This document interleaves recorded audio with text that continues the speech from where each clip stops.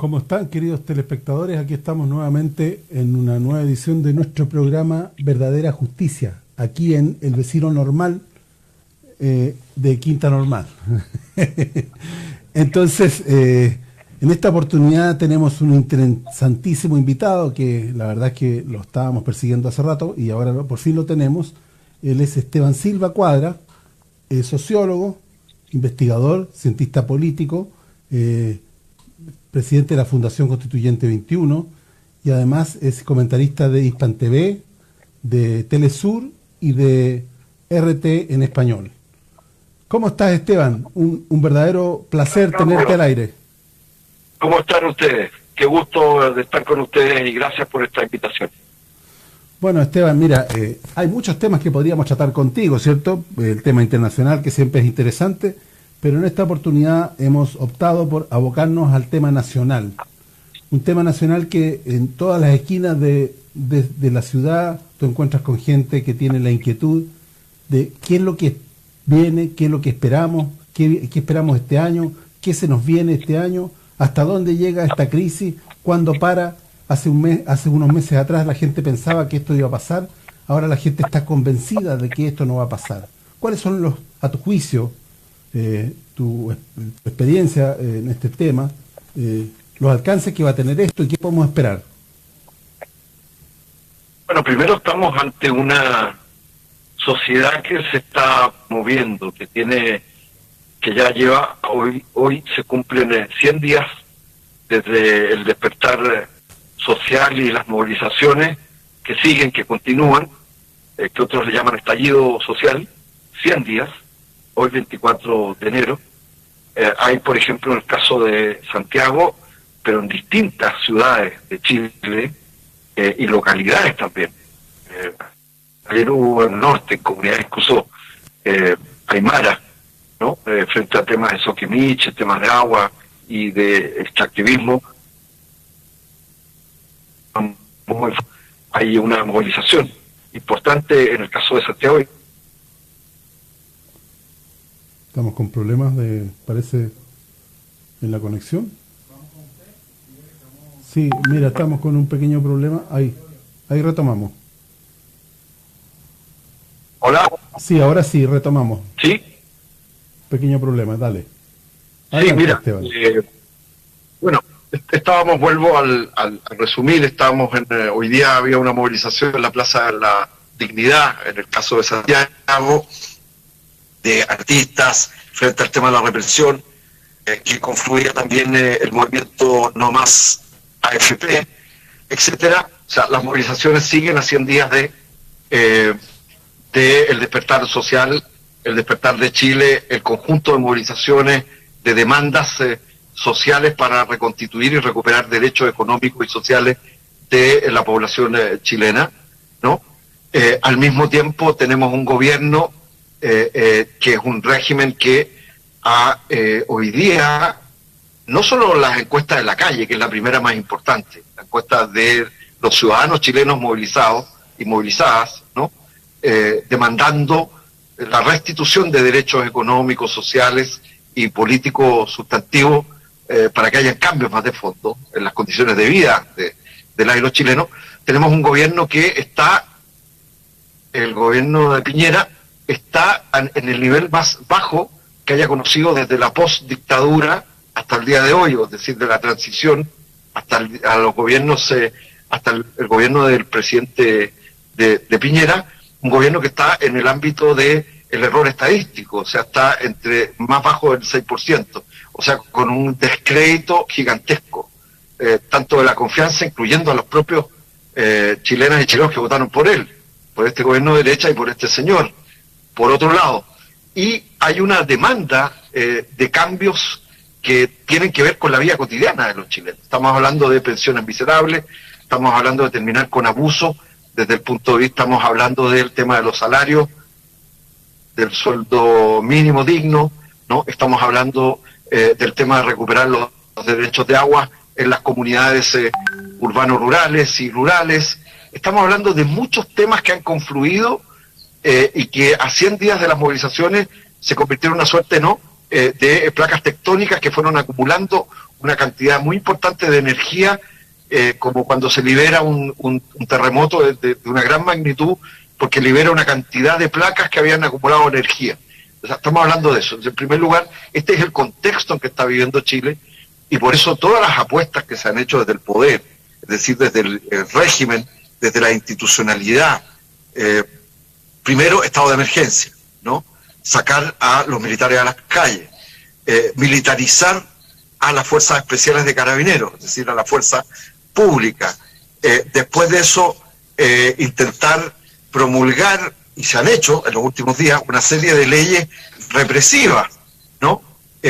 Como la última, que es la ley antibarricada, por ejemplo, que criminaliza la protesta social, o la ley que habla del tema de infraestructura crítica, le permitiría, en este caso a Piñera, sacar a los invocar a los militares sin necesidad de promulgar un estado de emergencia para, entre comillas, cuidar infraestructura crítica sin definir cuál es, ¿no? Que sería, en el fondo, gobernar, entre comillas, sacando a los militares con una cierta mano dura, reprimiendo, ¿no?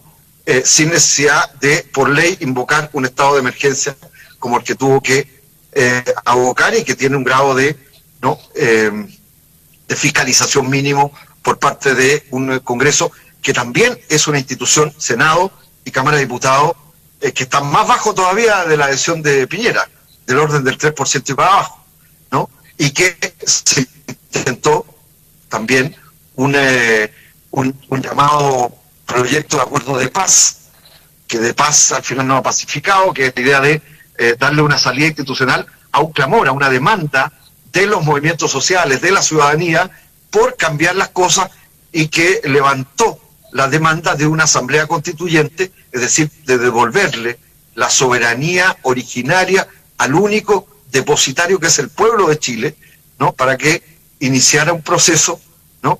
De cambio de la Constitución, porque en definitiva la Constitución es también la institucionalidad que reproduce el modelo económico, social, institucional y cultural que hoy día se busca transformar y cambiar definitivamente.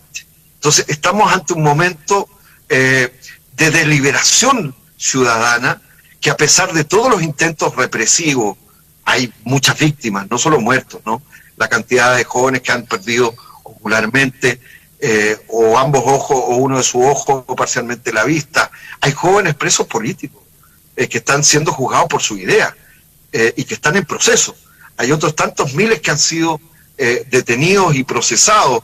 La verdad es que las cifras en esta materia sorprenden profundamente, y a pesar de que los grandes medios de comunicación, es decir, la televisión abierta, la radio y la televisión, intentan dar una sola versión, criminalizar, decir que son vándalos los que se movilizan, que son marginales, que son cualquier cosa, ¿no?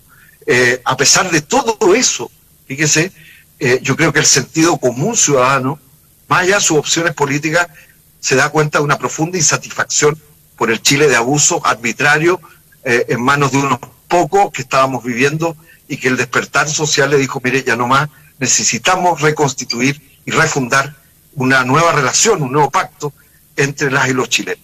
En ese contexto hay también mucha demanda económica, ciertamente, y ojo que estoy hablando también de demandas regionales, porque vivimos en un país excesivamente centralizado, demandas económicas, demandas de infraestructura, demandas de servicio, no solo los principales, estamos hablando de pensiones, salud, educación, acceso, derecho a la vivienda, el tema del crédito, el tema de la educación, la crisis, incluso la educación, el acceso a la educación superior, y las diferencias como la crisis producto de la crítica y la movilización de los estudiantes con la PSU. En fin, la verdad es que la lista es muy grande, pero tiene un solo común denominador, ciertamente. Hay un país que ha despertado, hay un conjunto de demandas sociales que como placas tectónicas se fueron acumulando para liberar un gran epicentro, un gran terremoto, que es una energía social que demanda un cambio más de fondo, que tiene un pie en el cambio de la Constitución, es decir, en una nueva Constitución, ¿no? Que reestructure una nueva relación, un nuevo pacto y nuevas instituciones. Es una refundación, en cierto sentido, ¿no? y tiene sus limitaciones en este acuerdo que nos convoca a un plebiscito en abril, porque tienen varias complejidades, pero se abrió a pesar y a regañadientes de la casta o la élite política y económica y empresarial que no quiere esto y que quiere maniatar o quiere ponerle desde la lógica de los partidos, de la institucionalidad, quiere ponerle condicionantes a la expresión ciudadana que son de las grandes mayorías, ¿no? Las organizaciones sociales, sindicales y los independientes respecto del sistema de partidos que es muy minoritario y está en crisis y tiene que ser refundado también. Bueno, todo esto es un indicador de que estos temas van a seguir presentes. Y termino con esto. Yo creo que lo lamentable es que tanto el gobierno, en primer lugar, la derecha gobiernista, la derecha empresarial, es decir, los grandes empresarios, los grandes consorcios empresariales, no quieren ver que hay que cambiar de fondo, que hay una ciudadanía que se está reempoderando de verdad, que demanda derechos y demanda además cambios reales y no cosméticos, y no este tipo de aspirinas que siempre se ha dado, ¿no? Que en definitiva no abonaron a cambio, sino que a una democracia de cartón, ¿no? Muy poco consistente en términos reales, que es representativa, bien enquilosada, que tiene poco de participativa desde el punto de vista de la ciudadanía. Creo que estos son los grandes temas. Uno pudiera entrar en indicadores económicos, productivos, de servicio, pero ciertamente aquí hay una demanda y una demanda por recuperar y reconquistar derechos sociales, y creo que esto sigue siendo la tónica, más allá de que baje la movilización porque estamos en el verano, porque es enero, ¿no? Por medidas, las medidas que ha tomado el gobierno son todo tipo, 8 ya, ¿no? Proyectos de ley que buscan intensificar la represión y el blindaje de la institucionalidad frente a una demanda de la sociedad mayoritaria por un cambio, y por otro lado, seguir de manera ciega en una legislando y metiendo al Congreso, que lamentablemente se presta mayoritariamente para esto, seguir legislando una serie de leyes antitrabajadores, antimayorías, y no entienden nada de lo que ha pasado en Chile. Los que sí están entendiendo progresivamente somos las y los ciudadanos. Una pregunta que no puedo dejar de hacerte, Esteban. Hubo un acuerdo el 15 de noviembre que fue a nuestro juicio, un verdadero circo, donde todos los grandes sectores del país, de ambos, la derecha y grandes sectores de la oposición, se pusieron de acuerdo en un cambio a la Constitución, como una manera de aplacar la movilización, ¿cierto? Sin embargo, con el correr del tiempo, la gente de la derecha se salió de ese acuerdo y ahora están optando por el rechazo a la Constitución. ¿Tú crees que esto va a ser un tema que puede agudizar la violencia en el evento que, por ejemplo, llegara a ganar la opción de rechazo a la Constitución, a la nueva Constitución, perdón? Yo creo que si hubiera un mínimo de transparencia y de posibilidades de participación real, por cierto que la opinión, en mi impresión, porque ya está construida a partir de 3 meses de movilizaciones diversas, múltiples, amplias, creativas, ¿no? Agregativas, de múltiples sectores, por un cambio de la Constitución, ¿no? No solo por el carácter ilegítimo de la Constitución pinochetista, más allá de todas las reformas parciales que no apuntaron al modelo de desarrollo, porque esta es una Constitución que está estructurada orgánicamente, ¿no?, en torno al tema del derecho al acceso al mercado, el derecho a la propiedad, el derecho no a la al derecho, a los derechos sociales que se garanticen. Eso no está. No. Por eso, cuando hablamos de que hay un Estado subsidiario, que es el que articula, aunque no es tan explícito, pero orgánicamente articula todos y cada una de las concepciones de esta actual Constitución. Es una Constitución que pone por encima, ¿no?, la propiedad la acumulación de económica por sobre los derechos de las y los trabajadores, de los ciudadanos, etcétera. Entonces, volviendo a tu pregunta, la verdad es que primero tuvimos una demanda en las calles, en las plazas, en los sindicatos, en las universidades, en los liceos, los colegios, en múltiples lugares, ¿no? Masiva en las regiones, una demanda que de una crisis, ellos hablaban de estallido social, que un despertar desde nuestro punto de vista, movilización, pasó a una crisis social, a una crisis de régimen y de sistema, ¿no? Y por lo tanto, rápidamente adquirió contornos de una demanda de cambio de la institucionalidad que reproduce este modelo económico. La institucionalidad se llama Constitución, se llaman las instituciones de la que se desprenden, que están estructuradas en la Carta Constitucional, que reproducen este modelo económico, cultural, institucional, ¿no? Etcétera. Entonces, evidentemente, lo que hizo una parte de la oposición, estamos hablando de la oposición parlamentaria, y bajo la iniciativa del gobierno, es decir, de la derecha gobernista, ¿no? Estamos hablando de no toda la oposición, porque hay sectores que también tienen expresión parlamentaria que estuvieron en desacuerdo, también es bueno decirlo, sí, con este acuerdo entre gallos y medianoche, y la figura es clarita porque es entre la medianoche y hasta que canta el gallo, que fue en la madrugada, el 15 de noviembre, ¿no? En definitiva, que buscaba, que la verdad que tuvo que hacerse cargo por obligación de una demanda de asamblea constituyente para el cambio constitucional. Incluso entraron algunos opositores muertos de susto y lo han reconocido porque les dijeron que si no abrían el camino a un acuerdo institucional que le pusiera un marco en la institución, en la primera idea de la derecha era que todo cambie para que nada cambie, ¿no? Pero que tenían que hacer algo, ¿no? Con el temor de que tenían un eventual golpe militar en cosa de 12 a 24 horas.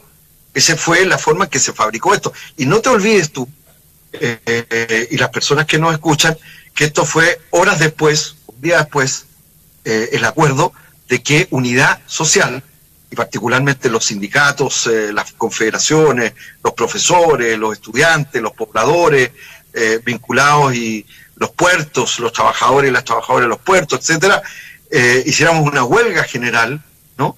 Y un paro nacional, que por supuesto ninguno de esas fuerzas sociales fue consultado ni se estableció diálogo para hacer este acuerdo de la propia institucionalidad, de la clase política. Y cuando digo la clase política, no digo a toda la política, pero estoy hablando de la élite, ¿no? De la casta, de una cierta lógica elitista. Y en ese sentido la derecha estuvo por darle una salida porque estaba bajo presión, pero darle una salida maniatándola. O sea, lo que se aprobó es consultar, ¿no? Sí o no respecto de un eventual cambio de constitución y luego preguntar si es vía una convención mixta, es decir, con una composición de parlamentarios más algunos electos, o una convención constituyente con los ciento y tantas personas, hombres y mujeres, electas. Pero aún así, el acuerdo de paz, que luego fue promulgado una ley, es súper explícito, yo les invito a leerlo. Dice claramente que no es una asamblea constituyente, es decir, no delega, salvo que solo a esta convención constituyente, si es que se aprobara, ¿no?, de electas y electos, y que además hay un problema, porque la derecha está bloqueando ahora, como tú bien señalas, incluso, lo acaba de hacer en el Senado, ¿no?, una fórmula que permita paritariamente, aparte de los escaños reservados para pueblos originarios, permita paritariamente la composición de las y los electos. Entonces, aún así, se trata de un poder constituyente delegado, porque coloca previamente, si es que existiera convención constituyente a elegir, le dice que es con un quórum determinado, es decir, un poder externo a un poder constituyente del pueblo, le fijó ya la forma y las condiciones de trabajo y el quórum para impedir que haya cambios más de fondo, en definitiva, ¿no? Y además, ¿no?, ahora quieren limitar la forma de la participación. Y además, si fuera convención constituyente y hubiera que elegirla, pero además habría que hacerlo al mismo tiempo de una elección que está convocada para otro tema, es decir, para elegir alcaldes, alcaldesas, concejalas y concejales, en vez de haber hecho una elección propiamente tal por la importancia estratégica de fondo, institucional, cultural, que tiene una nueva...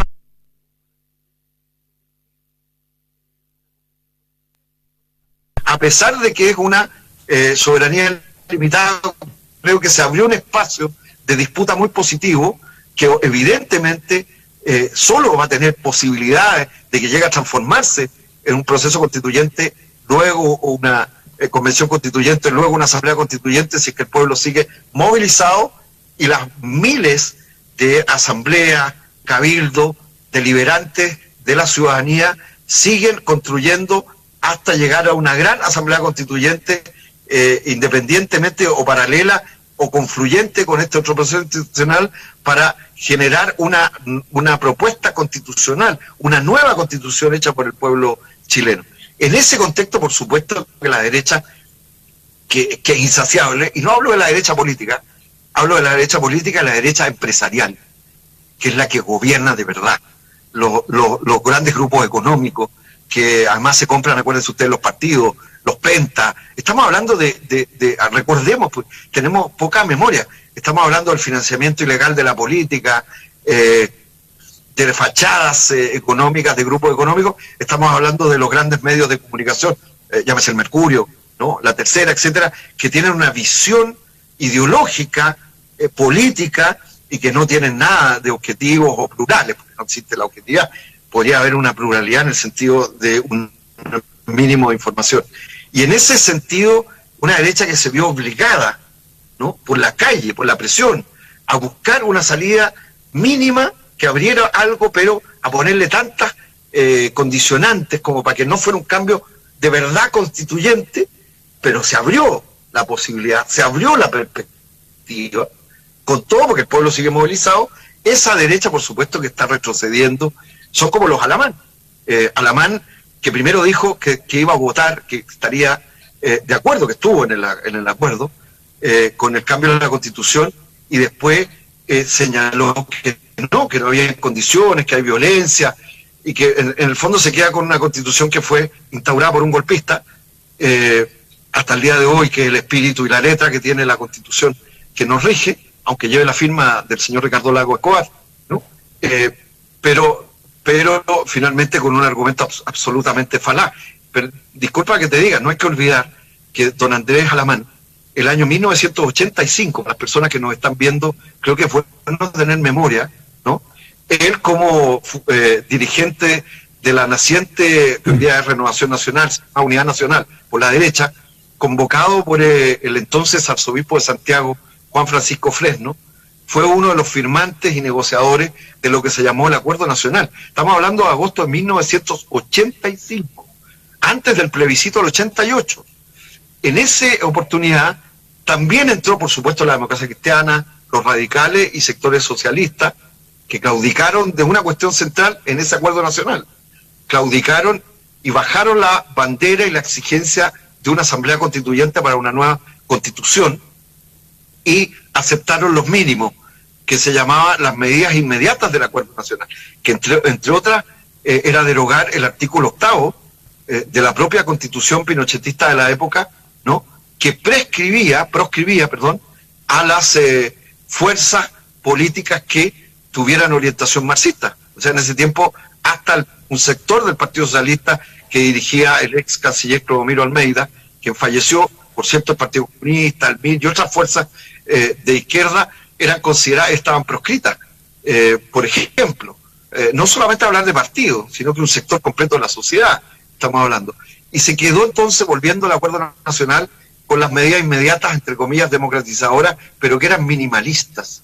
Y eso significó, ¿no?, antes del 88 y antes del 89, que se votó también entre gallo de medianoche, una cosa negociada por la oposición popular de la época, no con todos los sectores, pero dejando fuera a la Asamblea de la Civilidad, que era el equivalente a Unidad Social, a las fuerzas de izquierda y progresistas, etcétera. Se negoció una, entre comillas, reforma constitucional, que era una reforma que seguía dentro de la actual Constitución pinochetista en aquel entonces, hoy día, que ha tenido otra reforma, pero no ha cambiado el enfoque de fondo y profundo. se negoció el 89, es decir, ya el 85, gente como Andrés Alamán fue uno de los negociadores y suscriptores de un acuerdo nacional que la exigencia del gobierno pinochetista, que en ese tiempo estaba Onofre Jarpa como ministro del Interior, lo había puesto Pinochet, ¿no? Para ponerle un rostro más político a la derecha, que además fungía más como democrática, pero que era un apéndice de la dictadura de Pinochet, militar, cívico-militar, ¿no? Ya bajaron la exigencia a las fuerzas democráticas, opositoras, no todas, porque fueron excluidas otras, ¿no? Sociales y políticas fueron excluidas, bajaron la demanda de asamblea constituyente. Y eso significó, recuerden que el año 86 hubo lo que se llamaba el año decisivo, y finalmente el 88 ya toda la oposición tuvo que entrar dentro del itinerario constitucional establecido por la propia dictadura y empujar desde adentro, ¿no?, hacia afuera una democratización que fue parcial. Entonces, en síntesis, si yo me extendí, les pido disculpas, creo que es muy importante entender que estamos con probablemente el cierre de una transición que, como bien resumió un eslogan hecho por los estudiantes y después masificado, en este caso yo hago la vinculación con la institucionalidad política de la transición, no fueron 30 pesos, son 30 años. Es lo mismo. O sea, aquí no fue un cambio real de constitución y por lo tanto de modelo económico, ¿no? Y son 30 años de una institucionalidad que reproduce un modelo de sociedad sumamente individualista, del sálvese quien pueda, de transferencia de recursos públicos gigantesca, millonaria, hacia el sector privado, incluyendo la salud. La última propuesta de ley FONASA de reforma complementaria del gobierno de la derecha es también lo mismo, más allá de que uno pueda decir, mire, un poquitito mejor, un punto más, una cierta reformita. Todo esto es lo que está en juego este año cuando hablamos de cuáles son las perspectivas del 2020. Bueno, qué importante la historia, hacer historia para no volver a repetir los errores, porque normalmente repetimos los errores porque no sabemos historia, ¿cierto? Y más bien, más que solo la historia, tienes toda la razón, es muy importante que hagamos el ejercicio de tratar de recuperar nuestras memorias colectivas. Y la memoria colectiva no es solamente la historia, en el sentido de cómo se lee o quién escribe la historia, o quién la sistematiza, como tú decías, que también es un ámbito muy importante. Yo le pido a la gente que nos escucha, que nos ve, que hagan los recuerdos en familia, que los más jóvenes hablen con los abuelos y las abuelas, que los de edad intermedia, la generación de los 80, yo soy de la generación de los 80, le cuenten estas cosas, cómo pasaban las protestas, en las protestas bajo la dictadura. Los gritos, los cantos tienen que ver con eso, con los temas de hambre, las ollas comunes, la cesantía, el PEM y el POG, un Chile que era distinto, pero un Chile que estaba luchando también por un cambio más de fondo. Bueno, hoy día está pasando, guardando las distancias, con un país que tiene lógicas y desarrollos distintos, medios de comunicación, redes, por ejemplo, pero hoy día hay que recuperar la memoria también en las familias cotidianas, en la vida de cada una de nosotras y nosotros, las historias de la población, del barrio, de la fábrica, del servicio donde uno trabaja. Hay miles de historias que pueden explicarnos y hacernos entender hitos o momentos de lo que estoy señalando, y que es muy interesante cuando es un pueblo en un sentido, y no es un eslogan esto que estoy hablando, es un sentido de reconstitución de que somos juntos, todas y todos, somos un pueblo. Y deberíamos tener orgullo de serlo. Somos chilenas y chilenos, por eso ha sido tan relevante, si me permite, cuando se decía durante todos estos 3 meses, ya 100 días, mire, esto es sin bandera. Tanto los interesados de la derecha y el gobierno, los opinólogos, que está lleno de opinólogos y expertos de todo tipo, que son los mismos de siempre que los invitan, y ahora se cambian el tono nomás, pero eran los que han invitado todos estos años a la misma televisión que nos niega acceso a quienes opinamos distinto, o tenemos una visión muy, muy distinta a esto, pero toda esta gente que decía, no, esto es sin bandera. ¿Pero cómo que sin bandera? Si la bandera es la bandera del pueblo de Chile. Tú la has visto, yo la he visto. Está lleno de banderas, es la del pueblo de Chile. ¿Y cómo que sin bandera?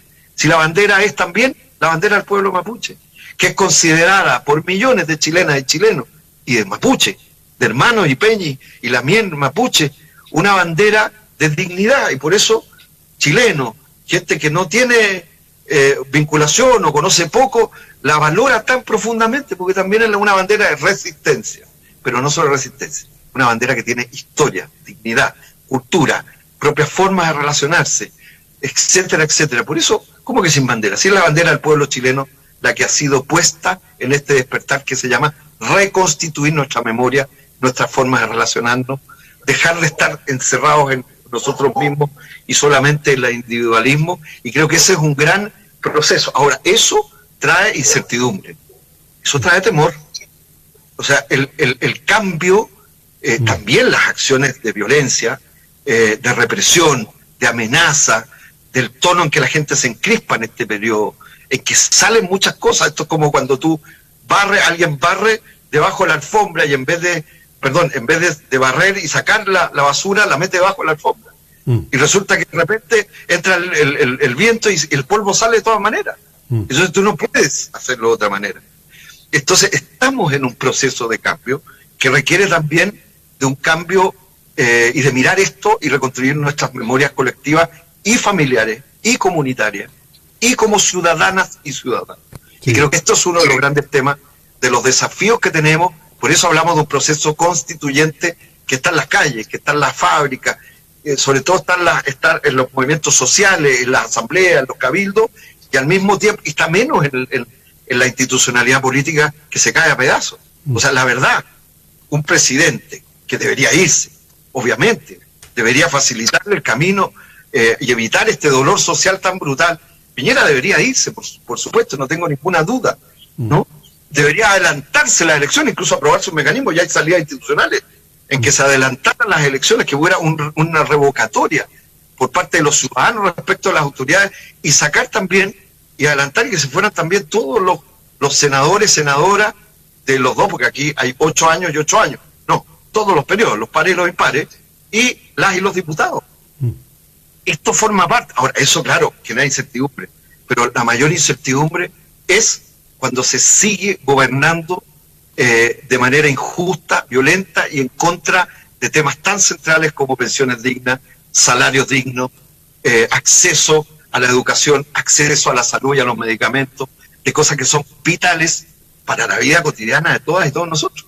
Bueno. Y no solo para la bolsa, el mercado, el Mercurio en su página económica, el señor Luxi, el Grupo Mate, como ese no es el interés de Chile, ese no es la patria para todas y para todos que Chile requiere. Bueno, Esteban, muy interesante, me encantó la parte final. La verdad es que mucho de esto te está pareciendo a la Revolución Francesa, poco a poco más y más. Importante que se parezca a la democratización y a la Revolución chilena, es decir, propia de nuestra cultura, de nuestras regiones, de nuestro pueblo, de nuestros ciudadanos, de nuestros jóvenes, de eso. Bueno, Esteban, muchas gracias por el tiempo, es implacable. Te damos las gracias por estar con nosotros, muy interesante. Parece que te vamos a tener que invitar de nuevo porque hay mucho que conversar. Más adelante te vamos a invitar si tú estás dispuesto. Porque hay mucho interesante que conversar contigo. Permíteme decirte, Claudio, que es fundamental la gente que está viendo este programa de Quilicura, a las cuales les mando a todas y a todos y a todas las personas que nos estén viendo una salud, y más allá de Quilicura, por supuesto. ¿Sabes por qué? Que hay que romper, cuando se habla del pensamiento único, es cuando uno ve la televisión de señal abierta. Y son los mismos que dicen las mismas cosas, son los mismos personajes, los mismos rostros, los mismos, qué sé yo, las mismas noticias, los mismos personajes en el Senado, los mismos personajes en la Cámara de Diputados, en la SOFOFA, en los mismos empresarios. Entonces hacen creer que ese es el Chile real.